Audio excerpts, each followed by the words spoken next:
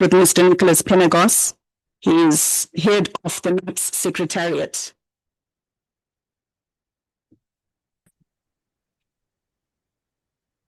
Good morning.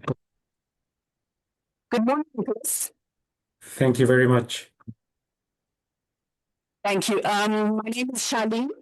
It's such a pleasure to meet you virtually. Welcome to Zimbabwe. Ladies and gentlemen, please may we have a round of applause and just welcoming, showing that Zimbabwean hospitality. Nicolas, over to you. Thank you very much. Thank you. And I would have loved to be there in Zimbabwe. I was there a few months ago, and I would have loved to be there with you in this event. Unfortunately, I had other commitments, but I really hope to be there again very soon.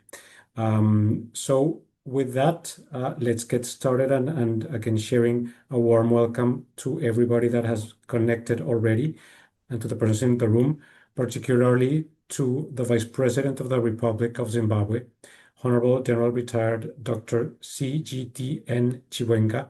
Thank you for being here today with us, along with all the authorities of the government of Zimbabwe, as well as African Development Bank and other partners in Harare today. So thank you for being here with us for this launch webinar of the assessment using the methodology for assessing procurement systems of Zimbabwe. We are pleased to have here today with us the lead assessor who carried out this work, and also authorities of Zimbabwe who will provide us with an overview of how the assessment went, what were the findings, but also what is the way forward and the recommendations, and what are they implementing already right now. So before getting started, I would like to share with you very quickly a short video that we prepared that we would want you to, if you are not yet familiar with what is MAPS, this will allow us to show to everybody what we will speak about today.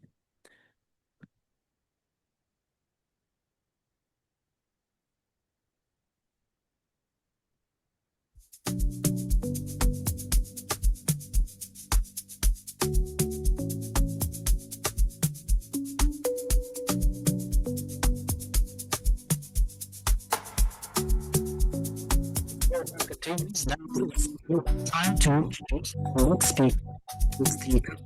If the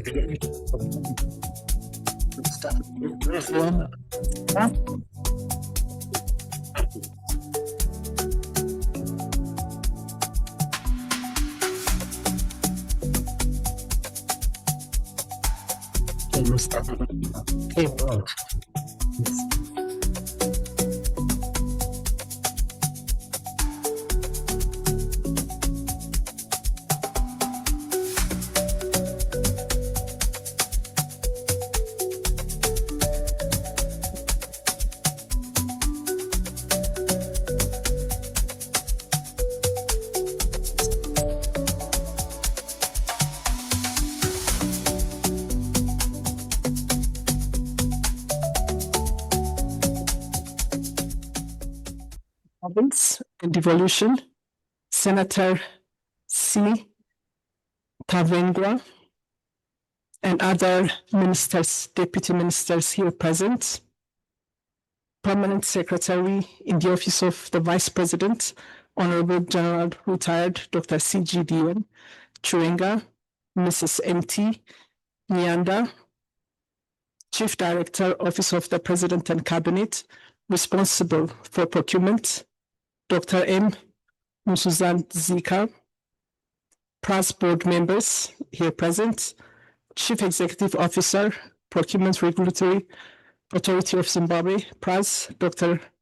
Kleber Ruswa, regulators and accounting officers from the Southern African nations and from other regions here present, MAPS representatives, Director of the Fiduciary and Inspection Department of the African Development Bank, Mr. Frank Mvula, who has traveled from Abidjan, our headquarters, and with his team here from Pretoria office, as well as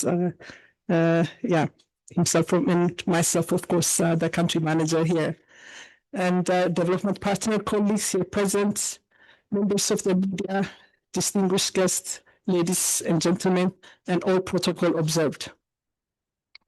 On behalf of the African Development Bank Group, I would like to congratulate the government of Zimbabwe for hosting this important event, the Southern Africa Public Procurement Forum, alongside with the worldwide MAPS dissemination webinar.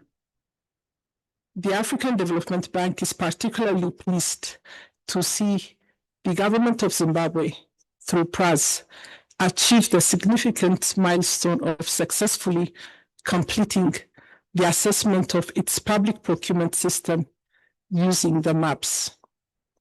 This is a notable achievement, as only a limited number of countries on the African continent have successfully completed this rigorous process. Congratulations on this important accomplishment. The African Development Bank's support to its regional member countries in the transformation and modernization of public procurement systems remains one of its key strategic priorities. In this regard, the theme of the 2026 Southern Africa Public Procurement Forum, Transforming Public Procurement for Sustainable Growth and Regional Integration in Southern Africa, is both timely and relevant, serving as a call to action for procurement professionals and policymakers across the region. As you are aware, transformation is a journey rather than a destination. Every step taken towards reform represents a milestone in achieving the broader development agenda. It's therefore imperative that the procurement community gathered here continues to pursue this transformation with determination, innovation, and a clear vision. The forum's theme highlights several key drivers of change: innovation, inclusion, sustainability, and regional integration.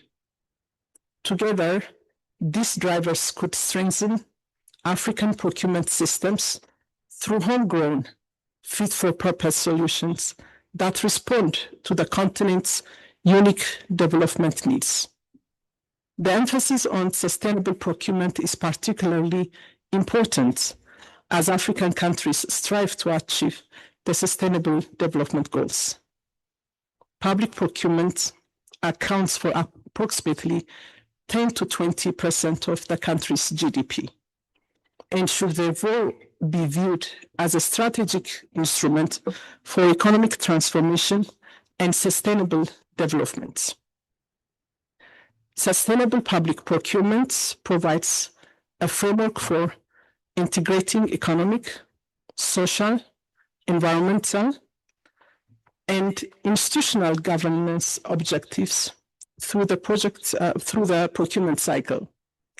By embedding these considerations into procurement processes and supporting national sustainability reform, countries can promote inclusiveness, stimulate market innovation, and achieve meaningful transformational change.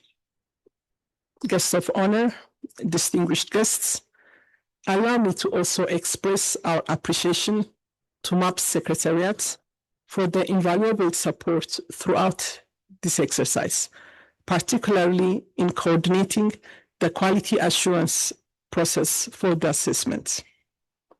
At the same time, it's important to recognize that MAPS is fundamentally a diagnostic tool. Its purpose is not to criticize procurement systems, but to identify strengths and areas for improvement. The true value of the assessment lies not only in completing it, but in implementing the recommendation that emerge from it. The findings provide a roadmap for strengthening procurement performance, enhancing transparency and accountability, and delivering better development outcomes. In conclusion, the African Development Bank, it's your bank, our bank, Africa's premier development finance institution, and a long-standing partner in procurement reform, remains committed to supporting its regional member countries in modernizing and strengthening public procurement systems. Here in Zimbabwe, we look forward to continuing our productive engagement with the government of Zimbabwe to identify areas of collaboration, explore opportunities through which the bank can provide technical assistance, capacity building, and policy support in advancing procurement reforms. On that note, the African Development Bank wishes you fruitful deliberations and every success in this forum. Tatenda, Siobanga, thank you.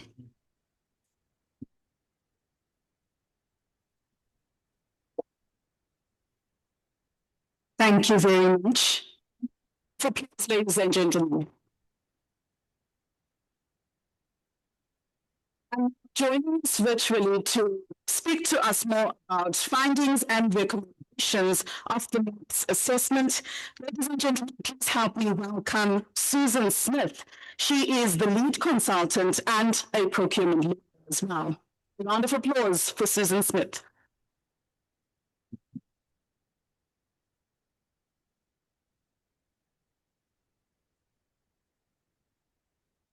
Hello, everyone. It's great to join you today, if virtually. Sorry, I cannot be in Bulawayo with you today. I am very pleased to present to you today, and we've got a few slides we'll go through to give you an overview of the findings and recommendations. In the short time available, I'll give a brief introduction to the MAPS assessment process in Zimbabwe, make some general observations, and then present an overview and key findings with the recommendations. But the publication of the MAPS report is just a starting point for further activities. And following my presentation, Dr. Ruswa, CEO of PRAZ, will present on MAPS implementation. Next slide, please. The MAPS assessment in Zimbabwe was initiated at the request of the government of Zimbabwe, represented by PRAZ. The assessment was carried out in the context of ongoing reforms in the public procurement system, including revisions to the Public Procurement and Disposal of Public Assets Act and new regulations to support the maturing procurement framework. The MAPS assessment process was able to reflect the transition from paper-based procurement to full use of EGP, which is an ongoing incremental process. It's hoped that the MAPS assessment will assist in ensuring that public procurement plays its role as a vital strategic lever in support of Zimbabwe's national development strategy. Next slide, please. The original timeline envisaged project launch in August 2025, concluding with publication in September 2026. But during the launch mission, we agreed with PRAZ to accelerate the timetable. And here is the revised actual timetable for the assessment from August 2025 to publication of the report in early May 2026. I'll now provide a little more information about the process. Next slide, please. Now, prior to the launch mission in Harare in August 2025, a concept note was prepared and approved, and the assessment team members were identified. I led the external assessment team with invaluable leadership and support from the AfDB, including from experts in procurement, IT and data analysis, public finance and audit. We also had the benefit of a dedicated expert legal consultant and a highly experienced and knowledgeable national expert. We had very active assistance from PRAZ with direct input from the CEO and the board and unfailing support from our national coordinator and his team. We also had ongoing engagement throughout the process with the Zimbabwe MAPS Assessment Steering Committee, comprising stakeholder representatives. The main data collection and assessment phase was conducted in the period August 2025 to January 2026. During this time, we met both virtually and in person with a wide range of stakeholders, including institutions, procuring entities, suppliers, education and training providers, and civil society organisations. We also conducted an anonymous online survey questionnaire with the private sector, to which we received 449 responses, and a separate online questionnaire for civil society. In September and October of 2025, our national expert visited procuring entities in person to sample a total of 108 procurement files from 19 procuring entities, and that sampling process was completed in a 5-week period. Next slide, please. Validation was conducted in February 2026 with further positive engagement with stakeholders. And following that validation process, we updated our findings and recommendations to incorporate additional information received and to reflect what we had learned. The draft report was submitted to MAP Secretariat in March 2026 for the external quality assurance and approvals process, with publication on the MAP's website in early May 2026. Next slide, please. The MAPS assessment for Zimbabwe covers all of the 4 pillars referred to here, and we'll come back to each of these pillars. The assessment covered all types of procuring entities, acknowledging that experience in practice varies between individual procuring entities, and there are distinct issues for different types of procuring entity. Next slide, please. We have noted here some limitations and challenges encountered by the assessment team relating to data availability and reliability, and these flow through into our recommendations. In the case of local authorities, parastatals and state-owned enterprises, we found the public finance management picture to be fragmented. Thus, the detailed analysis of PFN systems and data as required by the MAPS methodology focused on central government ministries and the management and accounting systems used by Treasury. The data period used for the assessment covered the financial years 2022 to 2025, a period during which Zimbabwe experienced significant macro-fiscal instability and a currency switch in April 2024, and we've acknowledged the impact of these events in our report. Our analysis identified a lack of consistency between data available from the EGP system and other PRAZ data sources. Our IT data expert worked closely with the PRAZ team throughout the assessment period to present the most reliable picture possible in the light of these constraints. Next slide, please. We'll now look at findings and recommendations on a pillar-by-pillar basis. For each pillar, I start with a slide presenting a non-exhaustive overview of findings. I then move on to highlight some key gaps and recommendations to help to remedy those gaps. It is important to note that I'm presenting very condensed versions of selected findings, gaps, and recommendations, so you need to look at the full report for the detail. Next slide, please. Pillar 1, legal, regulatory and policy framework.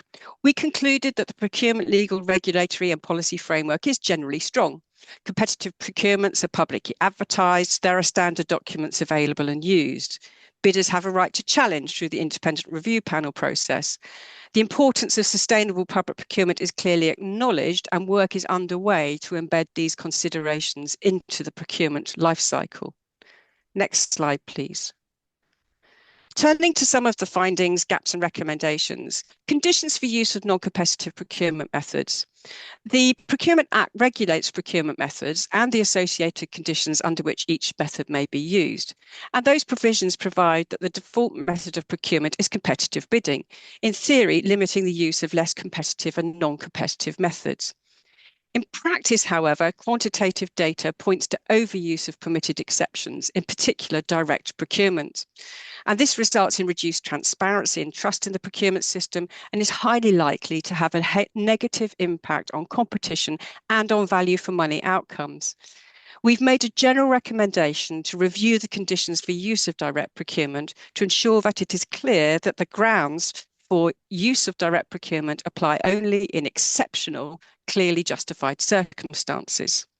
We have also made specific recommendations concerning the current drafting of conditions for a direct award of additional goods and services and the definitions of extreme urgency and exceptionally advantageous circumstances. Next slide, please. A recurring issue we encountered was the need to update the legal framework to align with use of EGP in practice. The Procurement Act provides for the use of e-procurement, but it does not include a clear provision enabling the implementation and use of EGP, including mandating use of EGP at specific stages in the procurement process. And this is recommended to provide sufficiently high-level authority and legal certainty for the use of the EGP system. We flagged the need to provide for an agile legal framework which allows for the transition from paper-based procurement to full use of EGP to avoid a gap between rules and practice. And we've included a recommendation for regular ongoing review to ensure legal provisions remain fit for purpose. Next slide, please. The MAPS methodology requires the assessment team to explore whether there are both legal and practical barriers to market entry for suppliers. Two issues arose repeatedly in our desk-based review and in discussions with suppliers. These were the lack of accessible government financing, particularly for micro, small and medium enterprises, and prohibitive fees for registration and participation in public procurement. Now, both of these issues have a potential negative impact on levels of participation in the public procurement market and value for money outcomes. Financing mechanisms for suppliers, particularly for MSMEs, lies outside the procurement sphere, and so our recommendation on this point is addressed to government. The issue of potentially prohibitive fees was already on the national agenda, and in January 2026, reduced and differential fees for supplier registration were introduced.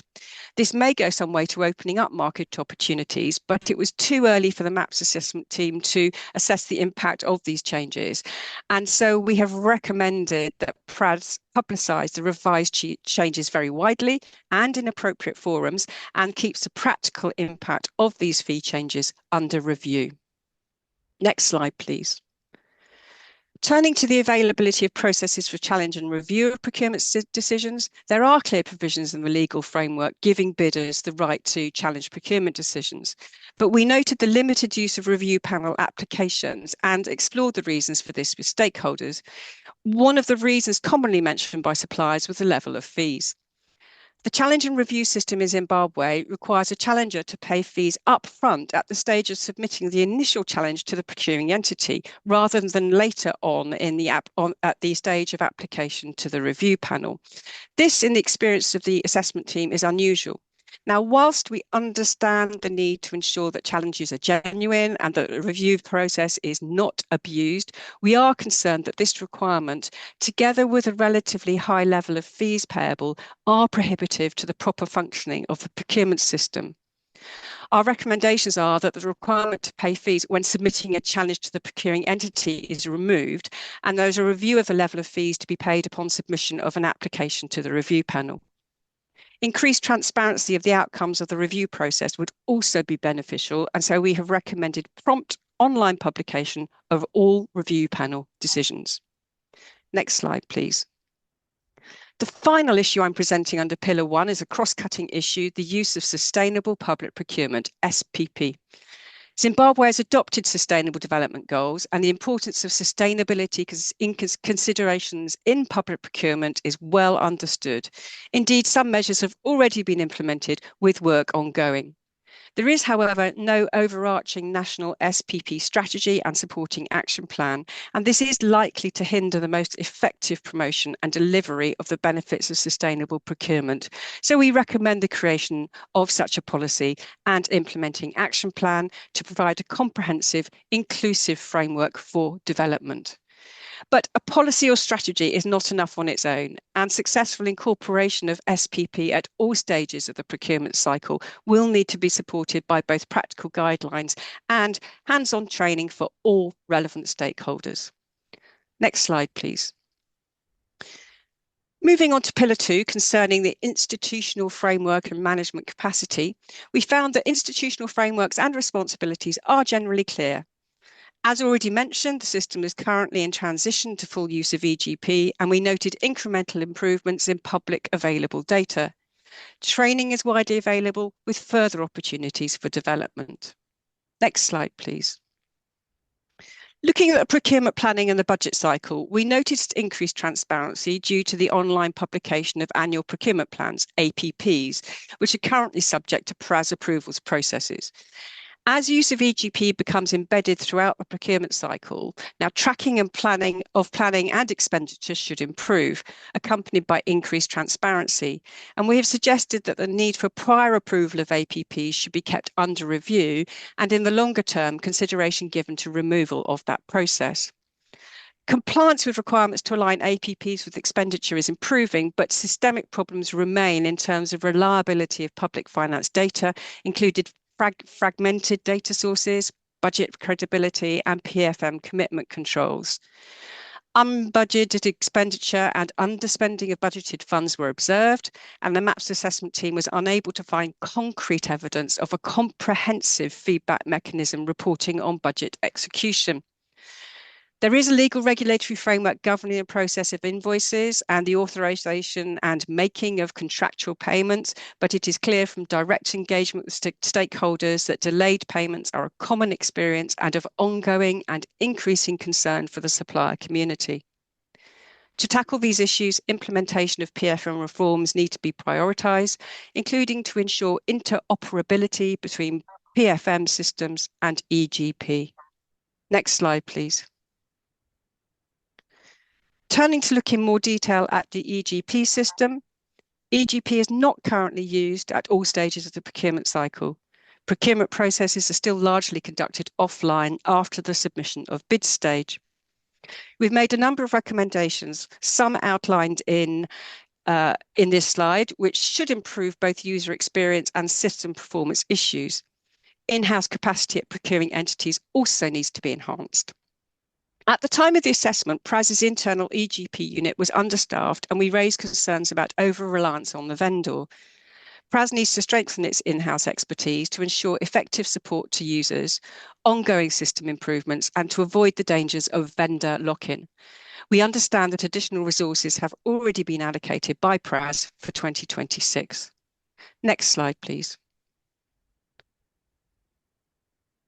Continuing with e-procurement and EGP, we found that publicly available data on procurement was not all up to date or harmonised across platforms, and we recommend a move to a single, easily accessible and user-friendly online source of procurement information to enhance transparency and understanding.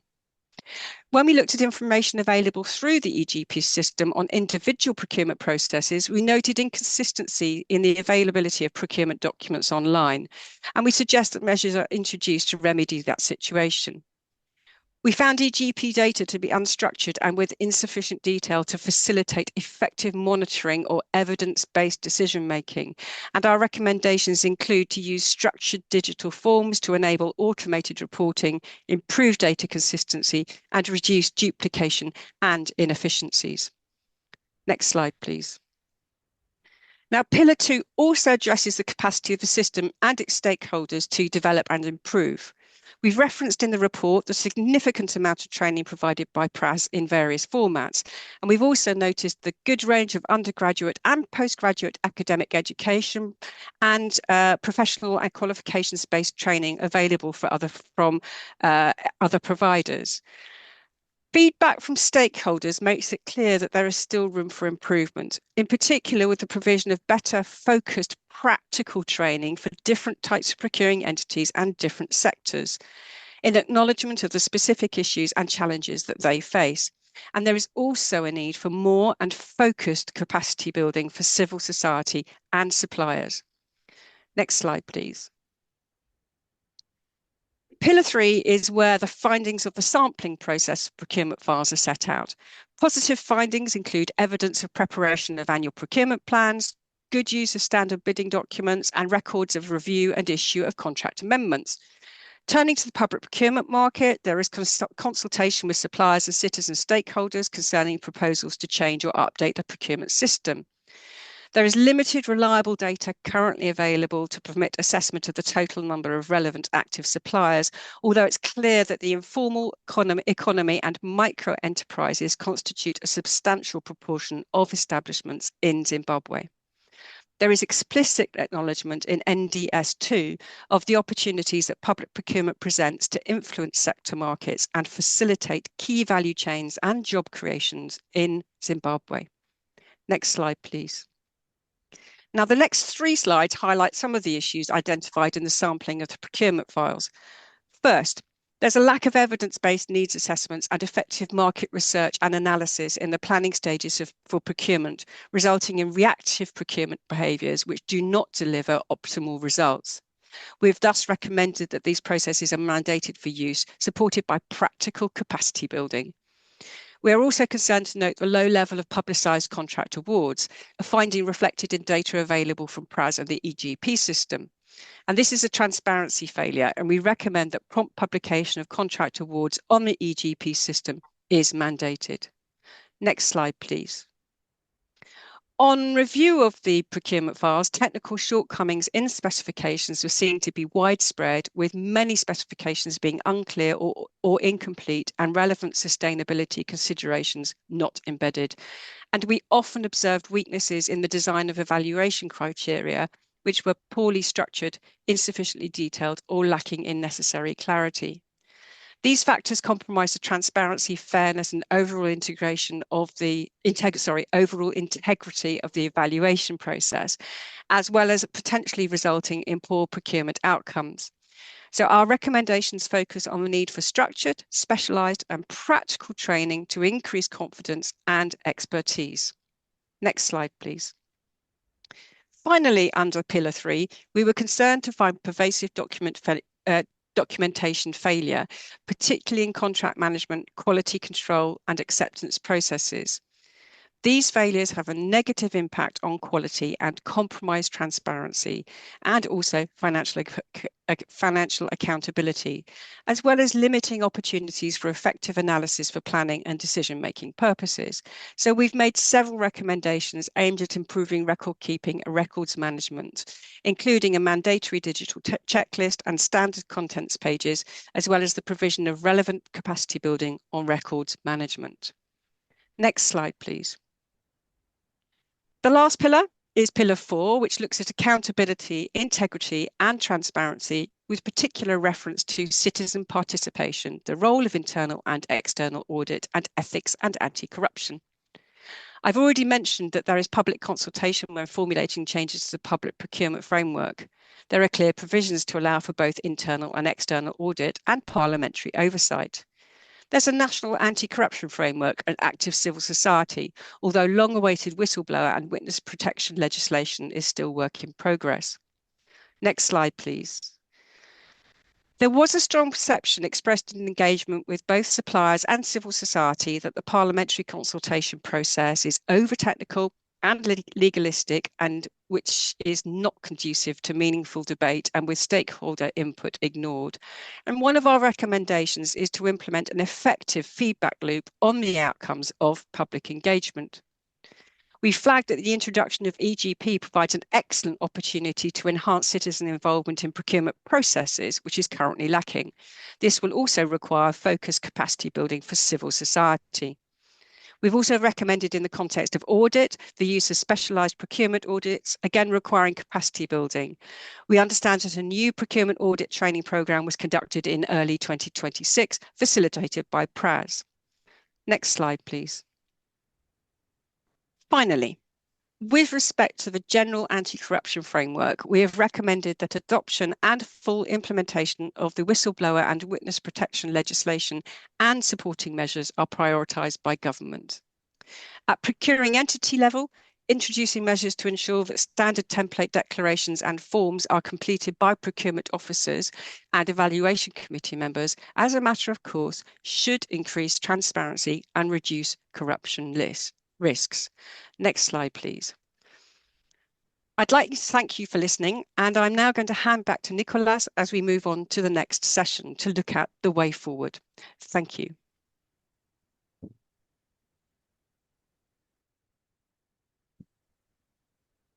Thank you, Susan.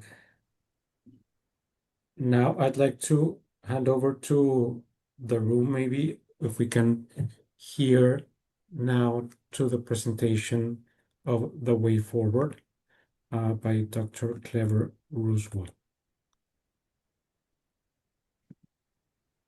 Nicolas. As you may have heard, ladies and gentlemen, it's to the forward based on the findings presented by Susan. And I ask you now to welcome our Chief Executive Officer for the Procurement Authority of Zimbabwe, Dr. Ruswa, to come through. Thank you.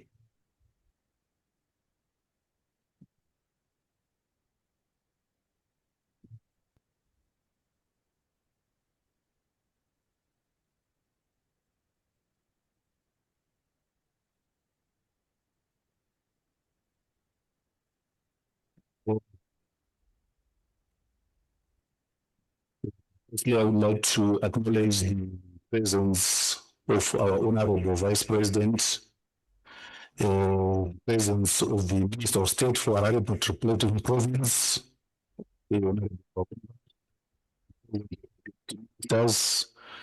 Honorable Zimbabwe.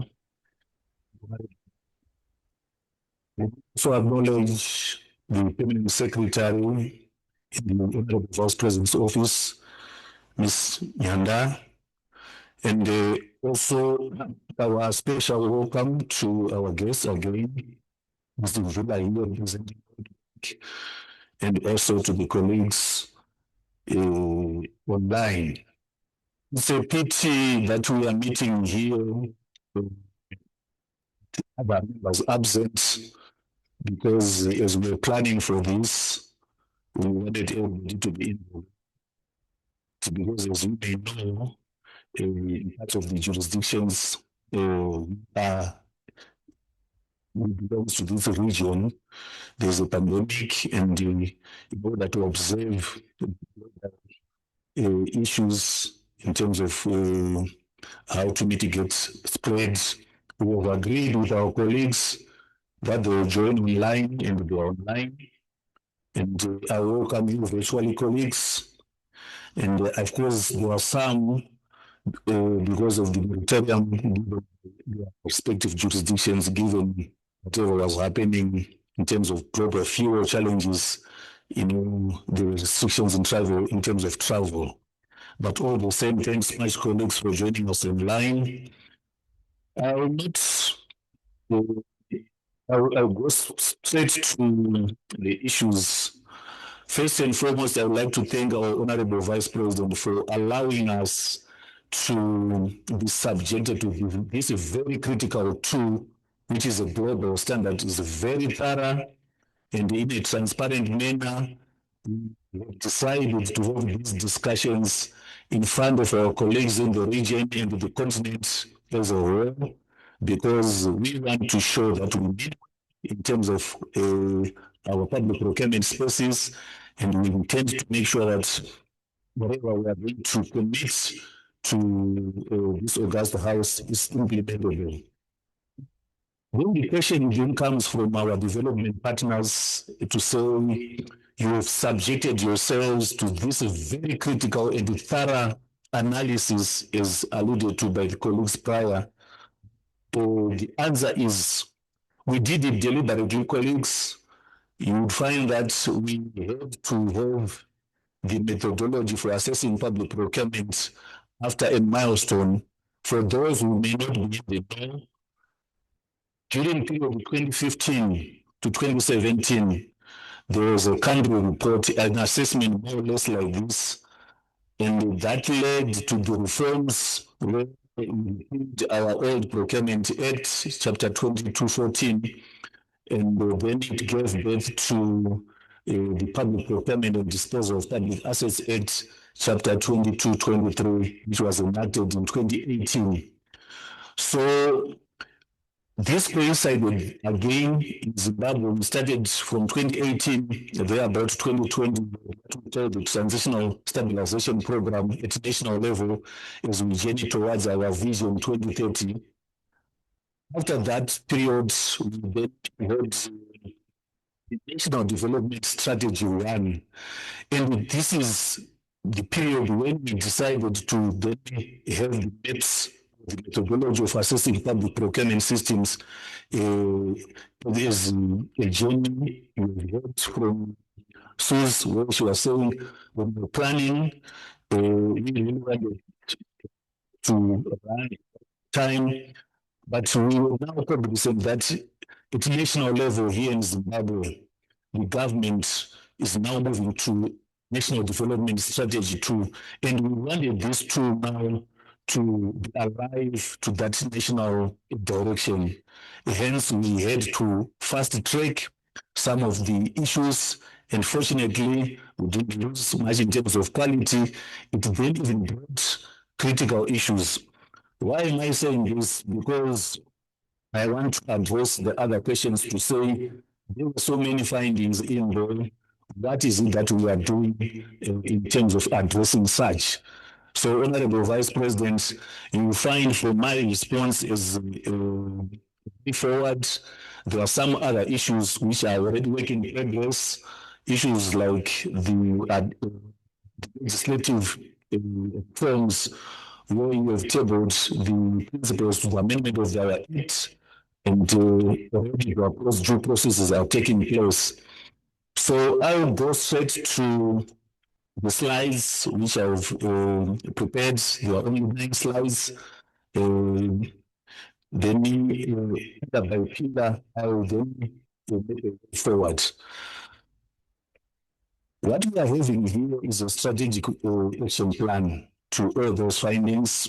Initially, we through findings, but we narrowed them down to about 41. Out of those 41 findings, we try to categorize them to say which ones are, say categorized red. When we say categorized red, these are the findings where we found that we needed to collaborate with other government institutions and other stakeholders as we address some of these findings. And then naturally there will be those which we call low-hanging. So in that manner, to the next slide. So you find that during Sue's presentation, she touched on the 4 pillars, and I will go to the next slide where I go to the first pillar under the legal regulatory and policy framework. So, Honorable Vice President, ladies and gentlemen, what we've decided to do, we tried to tie this to NDS2 so that in terms of milestones, we'll then be able to assess ourselves to make sure that it again runs with the 100-day cycles, which normally other critical stakeholders are then assessed on.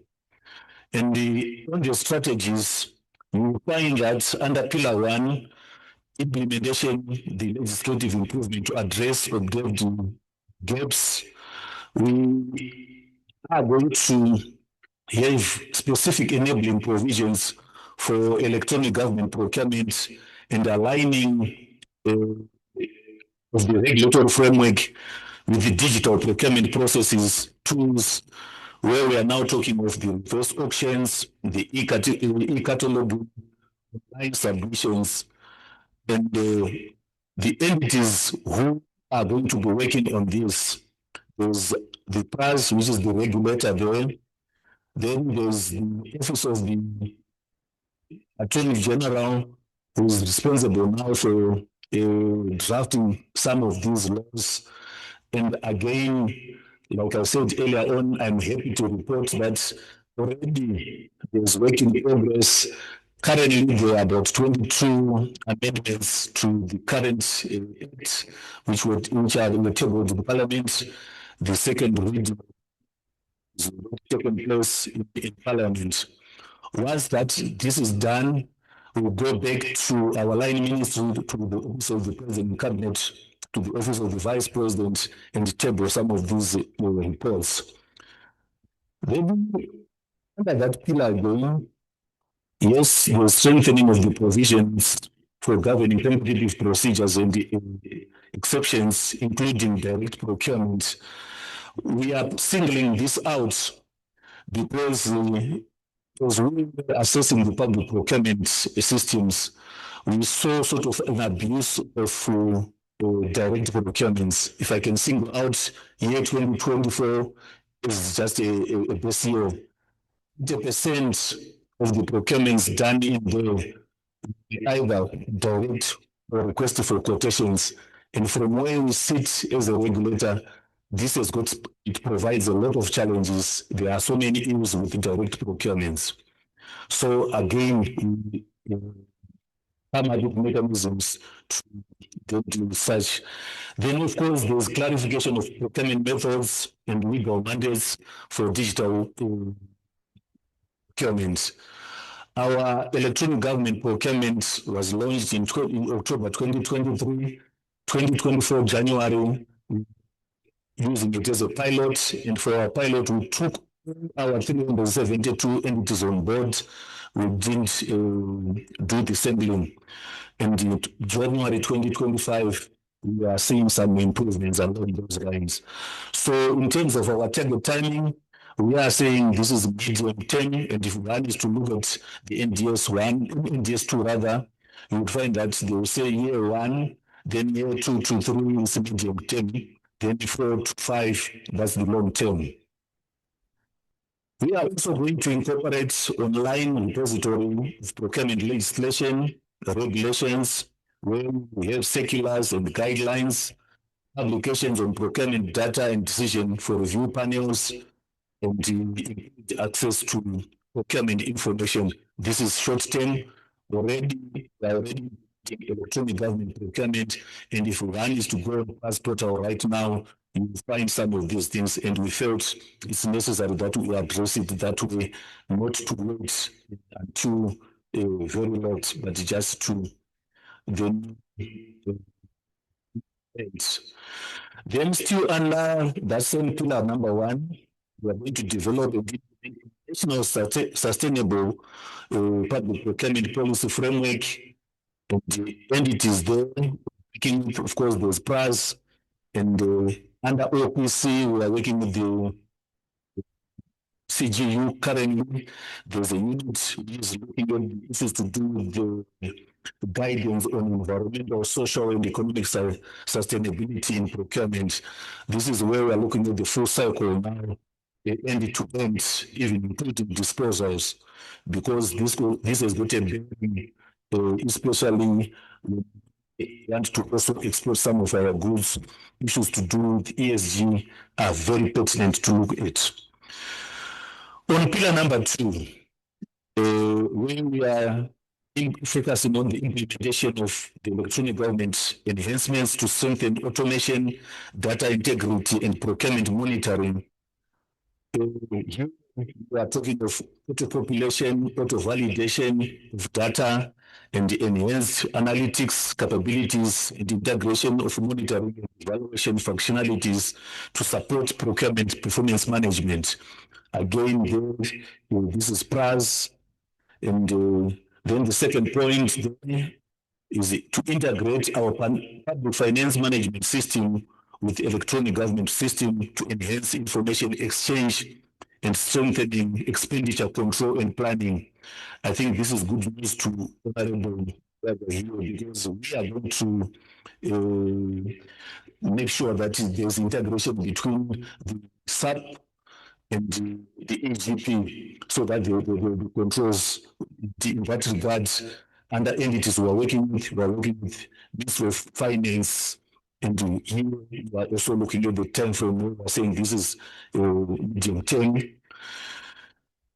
Then still under pillar number 2, we are going to institute convenient regulatory support mechanisms for procuring entities and suppliers, where we are going to have establishment of electronic advisory, help desk services, targeted training and support programs for procuring entities and suppliers.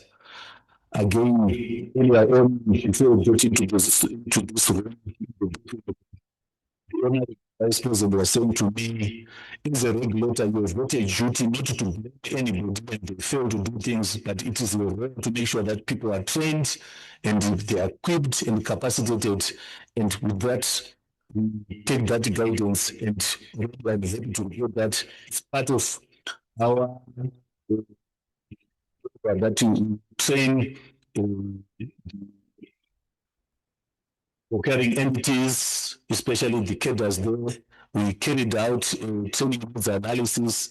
We saw the gaps, and through the establishment of the Southern Africa Public Training Academy, again, which was launched by the Honorable VP some time back, we are already such, and what is now left is to make sure that there's continual improvement in that regard, training of trainers on the programs, so that you continue reaching out to those who in need of such. Moving on to pillar number 3 as a way forward, review and consolidate procurement guidelines, the operational manuals to address gaps observed in the processes, where we are talking of the guidance on procurement planning, evaluation, and contract management. You heard from the NEPS findings, contract management in some instances is done haphazardly, and we need it coordinated properly, because this is where we are losing it as a nation, or also to address the challenges which we found in other jurisdictions for colleagues online. This is where we are losing it, colleagues, and we need to make sure that our contract management, those are addendums which are ordinarily put unnecessarily a stop to such unnecessary addendums. Again, under that, we are looking at improved security protocols for records and improve the use of standard bidding documents and standard contract conditions. Fortunately, with the advent of artificial intelligence, this is again to avoid a lot of human interaction there, to automate some of these issues. Again, I'm happy. I'm reminded because I'm seeing Professor Mutambara working in here. He's going to give us a pragmatic lesson. After this, we've kindly asked our Honorable VP to stay to listen into that discussion where we need to move forward in terms of artificial intelligence, because it's here to stay. And one of the meetings with what we call our statutory meetings with our Honorable Vice President recently, he directed us to make sure that we hit this ground running. Then again, under pillar 3, development, capacity building, and professionalization strategy to address competence gaps informed by the assessment. Fortunately for us, our laws they allow for professionalization and licensing of public professionals. So soon after the bill was passed in Parliament, definitely in terms of professionalization, especially the colleagues in the public procurement space, this is a forthcoming attraction. Doing such and continue training colleagues. Therein, when it comes to licensing, aspects to do with integrity and ethics will be of paramount importance, and definitely taking this under consideration.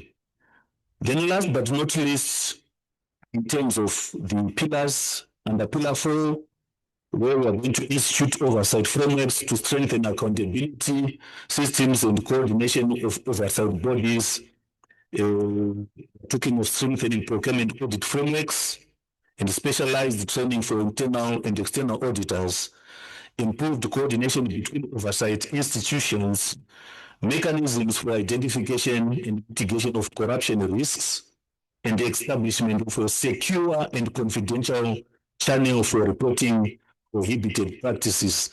Again, working with PRAZ, we'll be working with other arms of government like ZAC, issues which may determine the demand to further investigation in terms of criminal abuse of offices.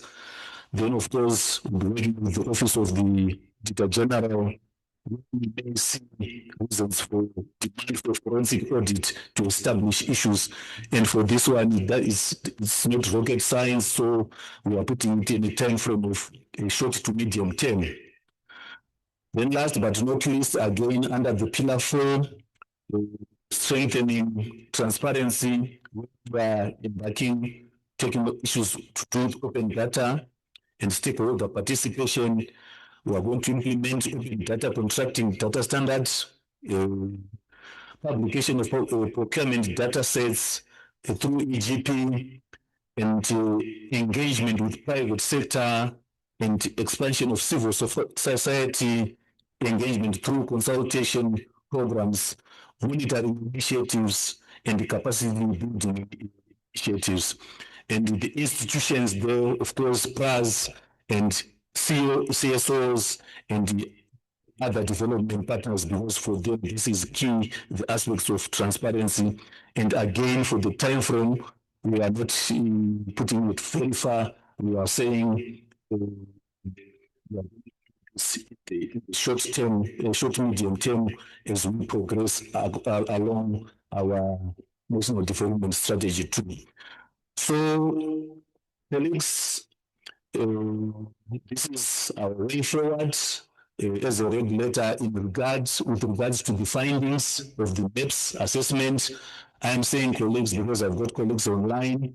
I shared with you to say for Zimbabwe, we do transparently. We use our forum launch to share with you that we are going to do. So out of the 10 ways which we are now going to be looking at, we summarize those 41 findings to those 10 critical pillars, areas where we are looking at legislation, oversight framework, capacity building, EGP systems, PFMS, and EGP integration, and national sustainable procurement policy framework. This is very key. Then regulatory support mechanisms, and last but not least, open data. And you will find under those slides, I'm addressing the gaps which were identified under the relevant indicators in the GAPS report, which will be officially launched by our Honorable Vice President here. So, Honorable Vice President, ladies and gentlemen, I will stop here for now and allow other processes to follow. But I just wanted to also give the assurance to my colleagues online and also here present that this is our way forward as a regulator, as a nation, Zimbabwe, in terms of the findings which we used, which we got through this very thorough global standard using the methodology for assessing public procurement systems. I'll thank you and I submit.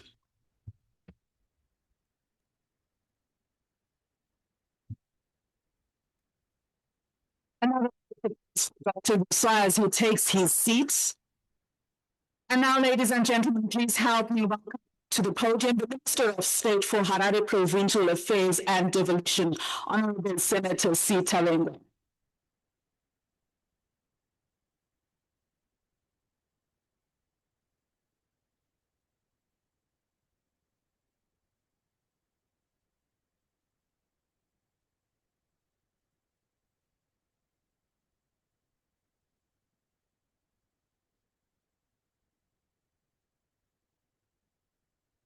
Okay, sorry, let me.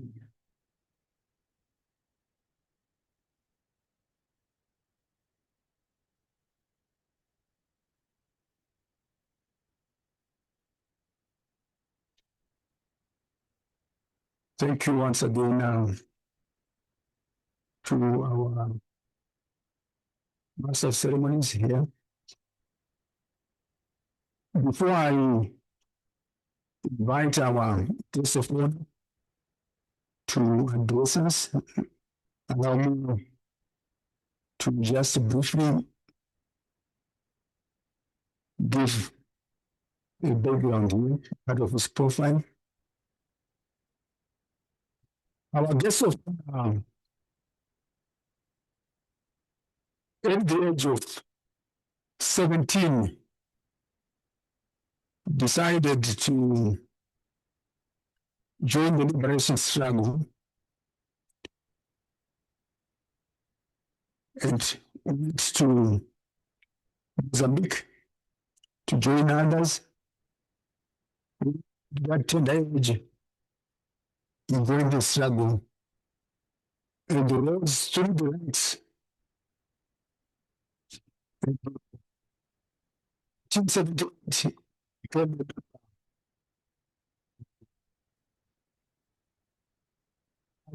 Liberation Army of Zambia. High Command, it was appointed the chief political commissar, a position he held until independence in 1980. At independence, he was the head of the machine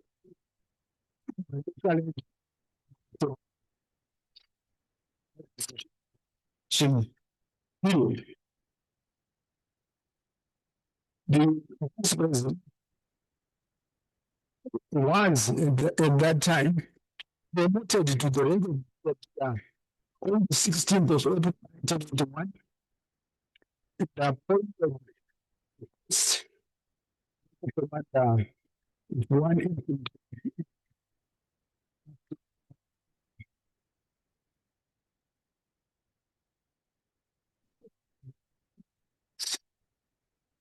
to become Commander Zimbabwe National Army in 1994. In 2004, was appointed Commander Defense Forces, a position he held until 2017. Our Vice President is a distinguished strategist and scholar. Besides his acumen as a military strategist, the Vice President is an accomplished farmer, professional hunter. His other interests include research and discussing African military and political history, regional and international politics, economics and security issues. He was appointed as president in December 2017. He currently exercises oversight by ministries, meticulously executed this assignment to this very day. At this juncture, ladies and gentlemen, to invite President of Zimbabwe,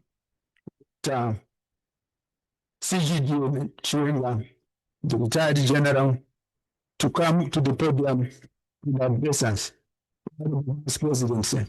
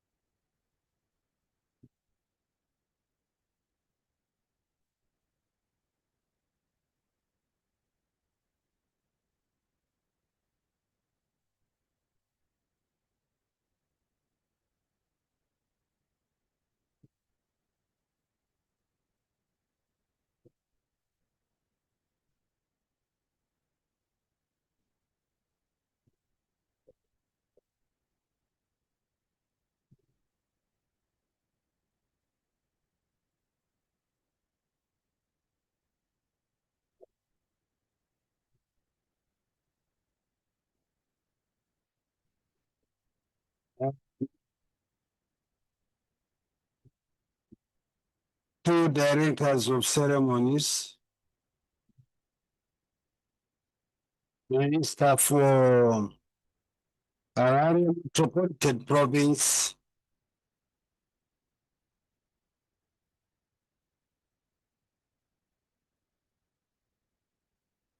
for Provincial Affairs and Devolution, Honorable Senator Charles Tavengwa, the Deputy Minister of Finance and Economic Development,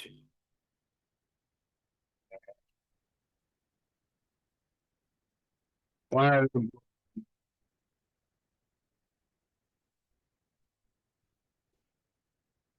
David Nandagwa, Deputy Minister of Industry and Commerce, Honorable Brad Modi.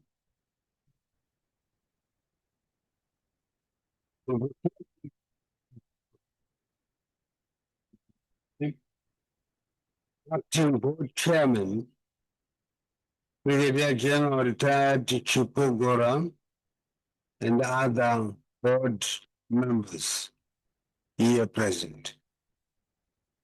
The procurement CEO, Dr. Clever Ruswa, and your distinguished team. All the team from across Southern Africa,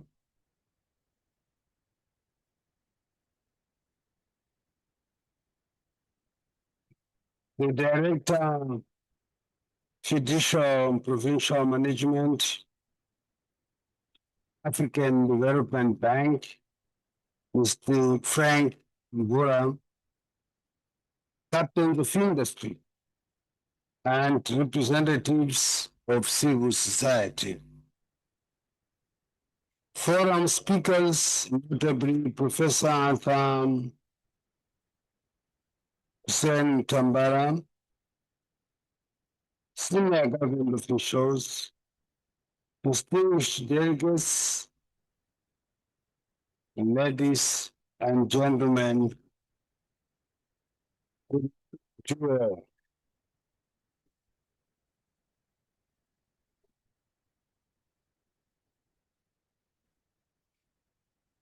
It is a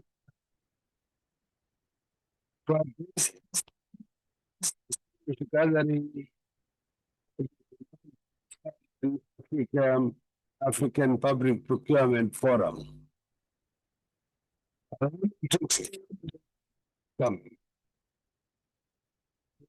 International guest, travel to participate in this important event.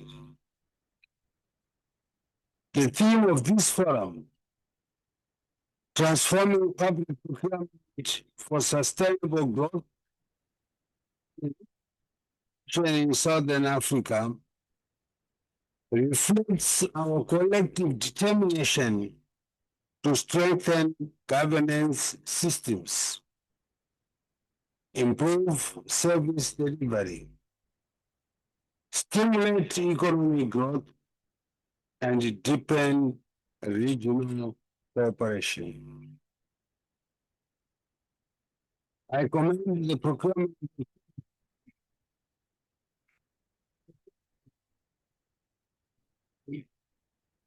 and I urge you to the content platform,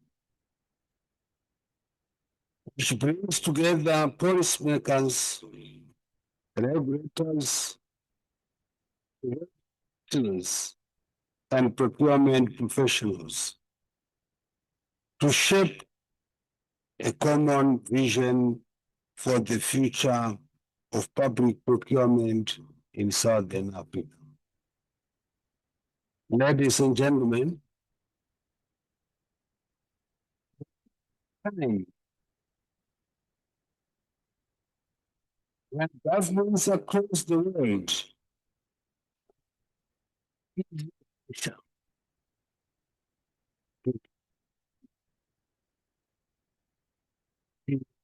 resources to ensure value for money. Citizens rightfully expect efficient public services, modern infrastructure, quality health care, accessible education, and economic opportunities that improve livelihood. The effectiveness of this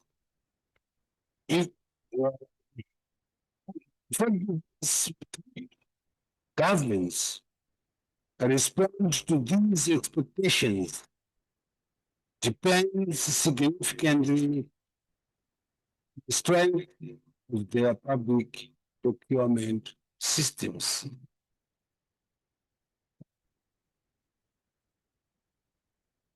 Public procurement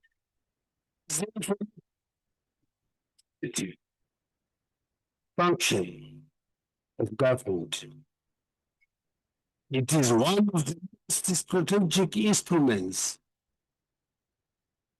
available to the state for advancing national development,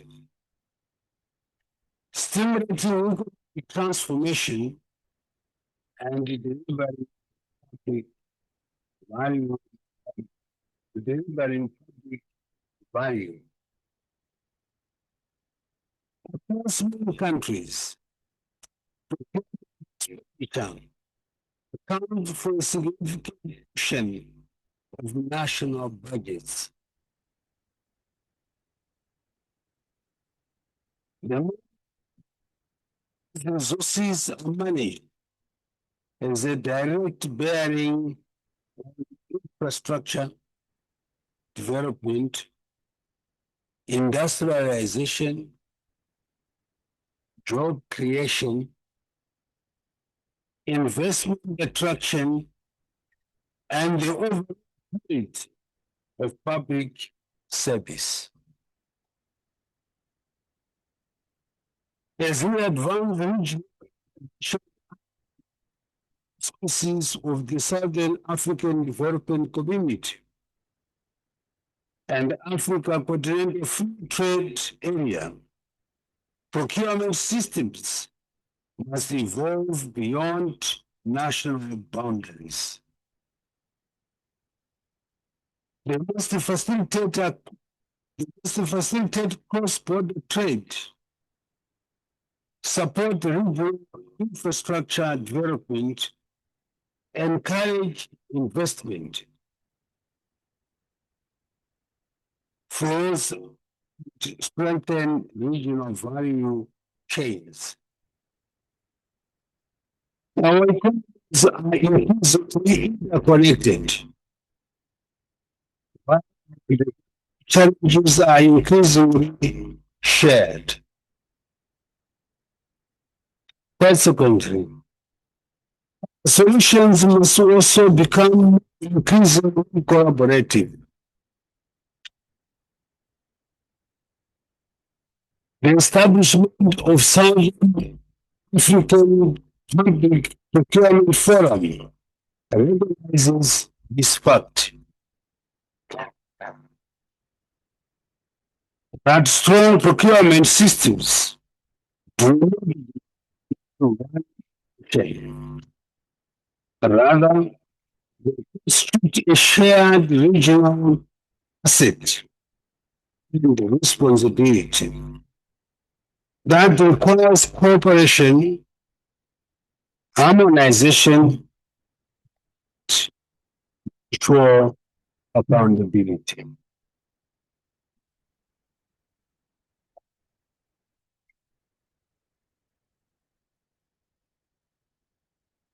Distinguished delegates, public is one of the pillars of governance.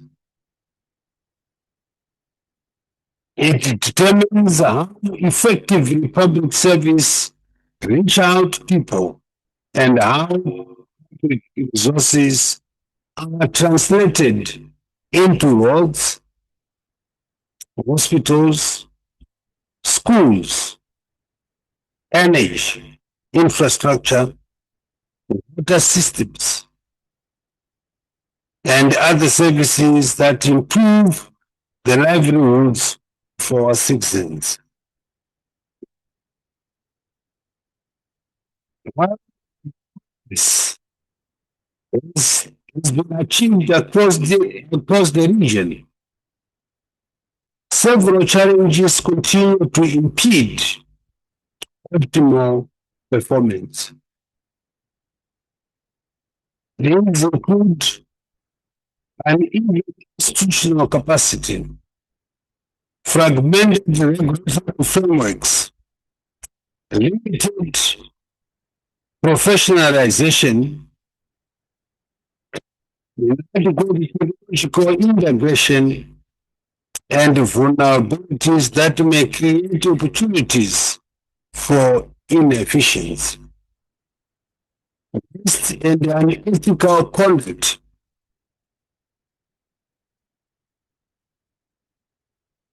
In this regard, our responsibility is to design practical, sustainable, measurable solutions founded upon regional cooperation, peer learning, institutional strengthening, and the harmonization of best practices.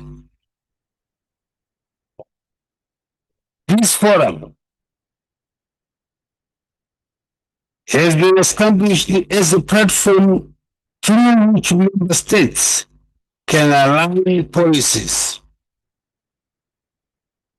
exchange experiences, and strengthen professional competence through training, research, and continuous learning.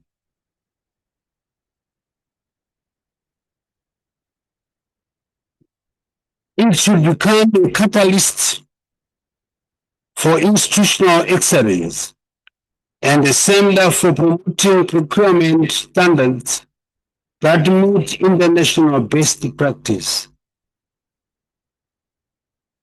Most importantly, it must become a catalyst for transforming procurement through transitional process into a strategic driver of sustainable development.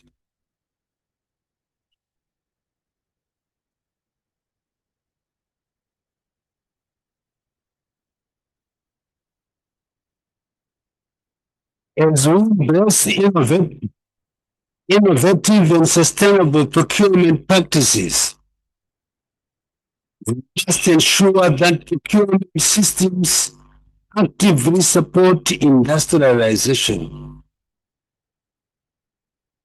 economic resilience, local content development, and inclusive growth.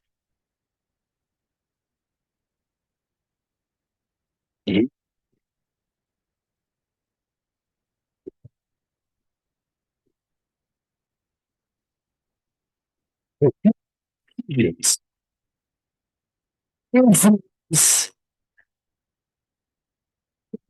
industries grow. Enterprises thrive, and how economic opportunities are distributed across society. Therefore, leverage procurement as an instrument for supporting local production, empowering small and medium enterprises, promoting youth entrepreneurship, and advance broad-based economic participation. At the same time, procurement of the 21st century extends far beyond the acquisitions of goods, and services. It now encompasses climate resilience, environmental sustainability, digital transformation, gender responsiveness, technological innovation, and economic competitiveness.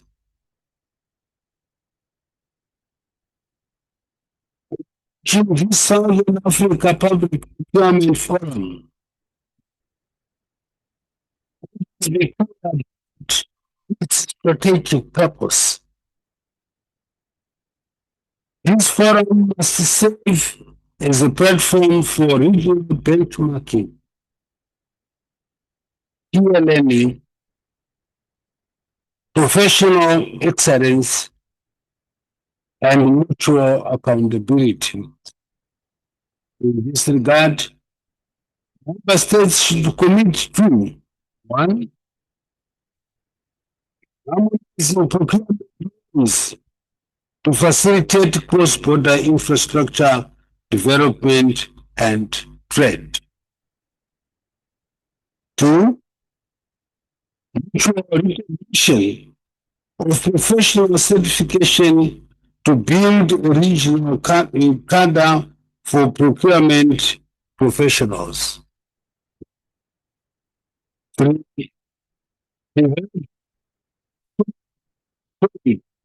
Government procurement interoperability standards to combat cross-border procurement fraud.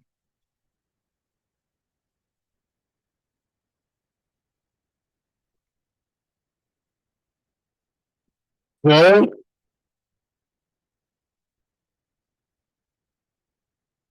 Establishing structured and transparent peer review mechanisms.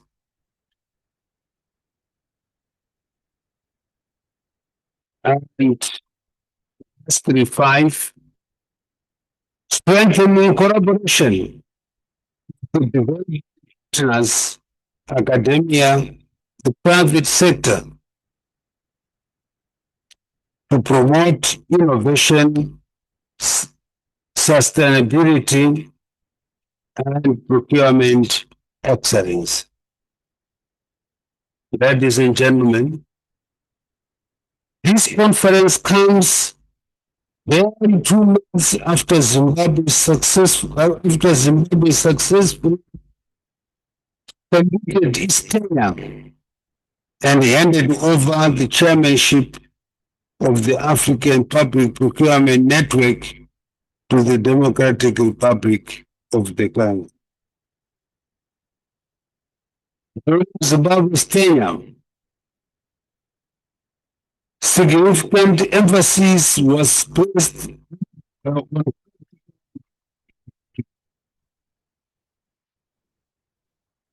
exchange and regional capacity building. Procurement stakeholders from across Africa participated in targeted monthly webinars and technical engagements, covering compliance, transparency, procurement planning, contract management, professionalization, and institutional reform. These initiatives transformed policy aspirations into practical knowledge, while fostering a culture of collaboration, peer learning, and mutual support among states.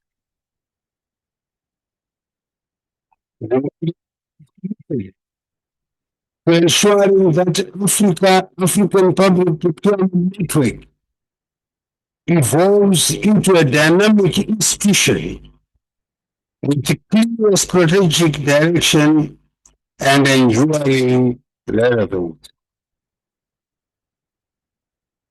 Efforts to align the network with African Union frameworks and continental governance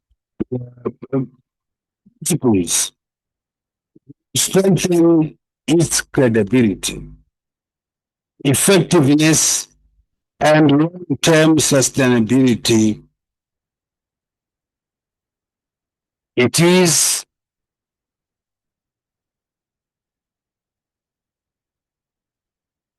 this spirit of regional ownership, collective responsibility, and shared learning that we must carry into the Southern African Public Procurement Forum.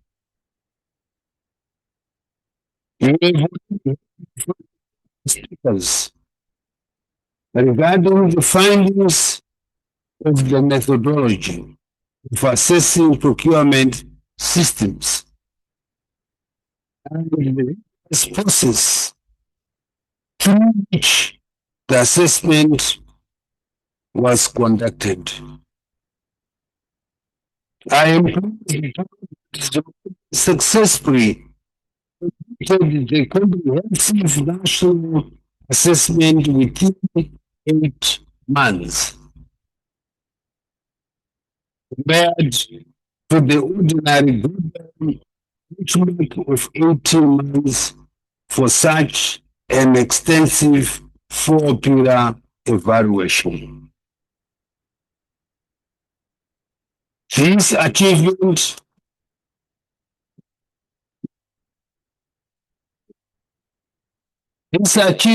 demonstrates Zimbabwe's commitment to reform, institutional strengthening, and continuous improvement.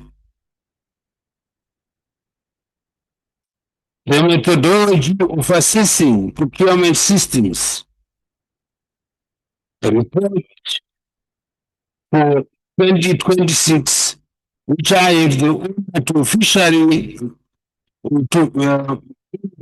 launching today, identifies areas requiring further attention, particularly in accountability systems, electronic government procurement legal frameworks, and sustainable procurement systems.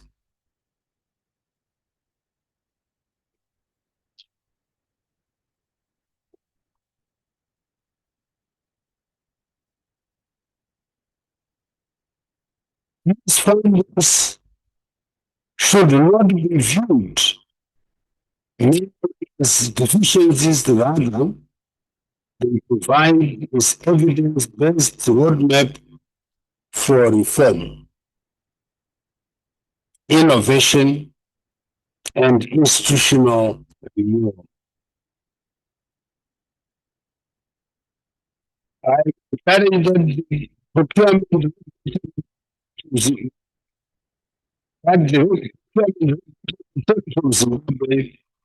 has already developed a 10-point strategic action plan aimed at addressing identified gaps, including legislative reforms, enhanced oversight mechanisms, and the integration of electronic government procurement systems into broader public financial management platforms.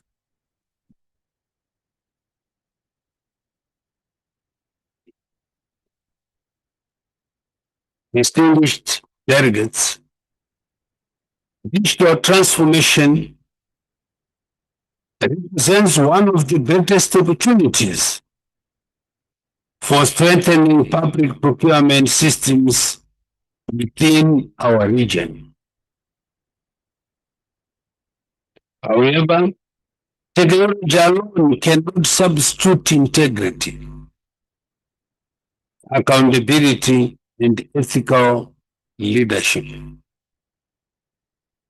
They must strengthen transparency, enhance accountability, and improve efficiency across the procurement cycle. The challenges confronting public procurement, including direct procurement abuse, conflicts of interest, and limited public participation, are not solely technical in nature. And strong institutions, political commitment, and effective enforcement mechanisms. Without effective compliance systems, even the most crafted legal frameworks and efficient technologies risk becoming ineffective in practice. I reaffirm Zimbabwe's unwavering commitment to transparency, accountability, and the resources.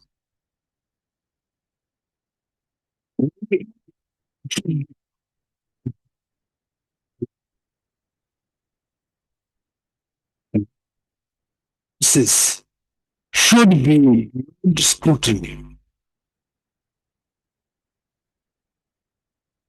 Public trust must remain the cornerstone administration. I therefore urge member states across Southern Africa to strengthen procurement authorities, build institutional capacity, protect whistleblowers acting in the public interest, and adequately support anti-corruption initiatives. Strong institutions, the foundation of sustainable development and good governance.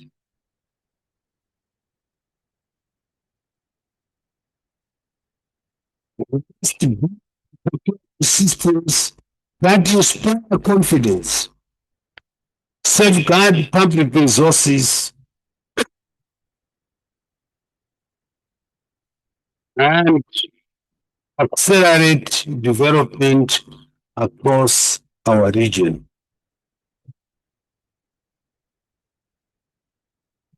This forum is policy implementation.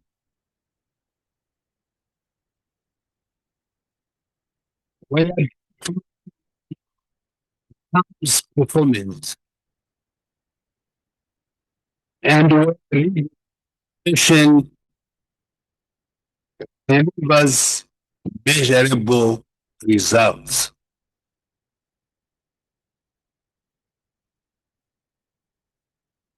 Distinguished delegates, ladies and gentlemen, including stakeholders, to ensure that this forum endures beyond today. Let's shape reforms, guide professional practice, and strengthen the institutions that serve our citizens.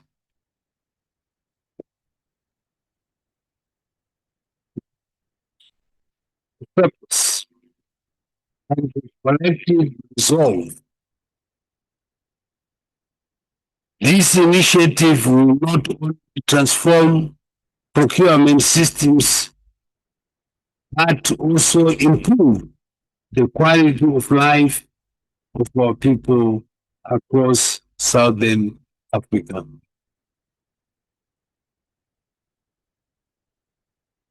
I thank you, and this forum a stronger, integrated, and accountable Southern Africa.